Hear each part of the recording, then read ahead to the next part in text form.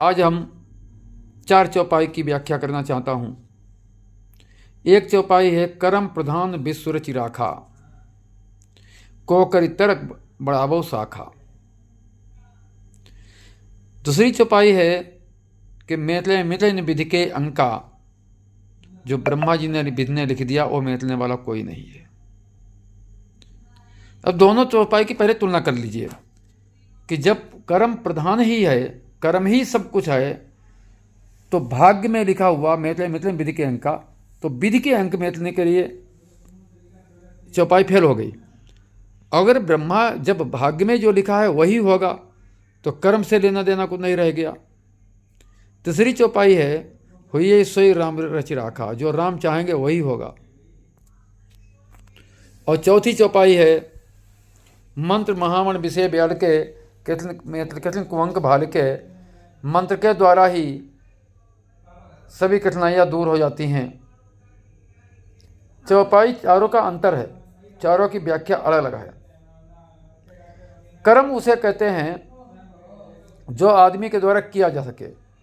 हमारे खेत में जोतना, खोदना, बोना, समय पर बोना, ये हमारा कर्म हुआ।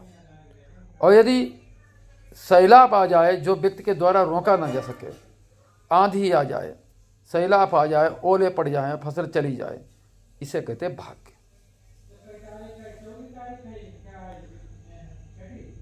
मितले विधि के अंक, ये विधि के अंक, ये विधि ने जो लिख दिया वो निश्चित होगा, सैलाब आना निश्चित है। लेकिन फिर लिखा है कि हुई सोई राम रचि राखा, राम की इच्छा पर होगा।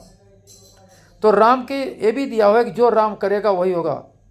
आप देखते होंगे एक ही गांव में, आधे गांव में बारिश हो रही, आधे गांव में बारिश नहीं हो रही। आधे गांव में सैलाब गया, आधे गांव में सैलाब का उतना प्रभाव नहीं पड़ा। यह राम की इच्छा पर हुआ। फिर दिया मंत्र महामण विषय ब्याल के कठिन कुंभक भाल के। मंत्र क्या चीज है? हमारे मन की इंद्रियों की सोच, हम जो मन से सोचते हैं, जो कर्म करते हैं एकाग्र मन से, मंत्र उसे कहते हैं कि जो मंत्र तंत्र एक साथ में जोड़ दें, उससे कठिन काम सरल हो जाता है।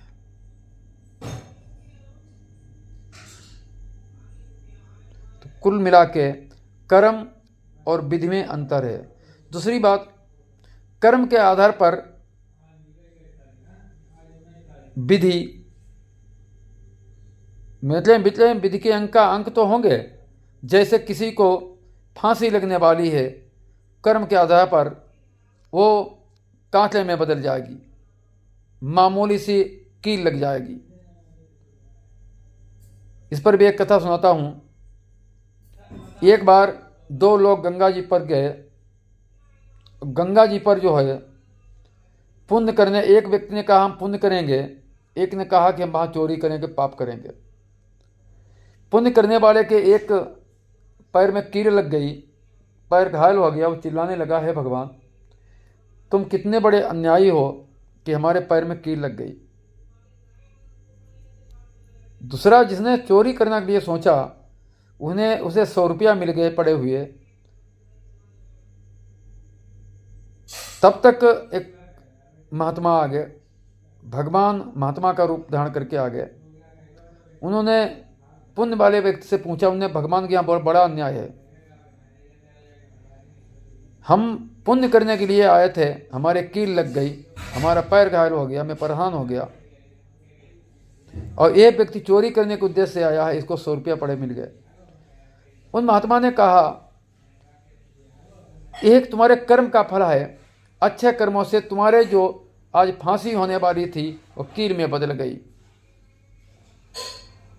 और ये व्यक्ति जो चोरी करने आया, ये आज के दिन राजा होने वाला था, राजा बनने वाला था, 100 रुपया में निपट गया। अर्थात कर्म से हम फल को प्राप्त करते हैं। धन्यवाद।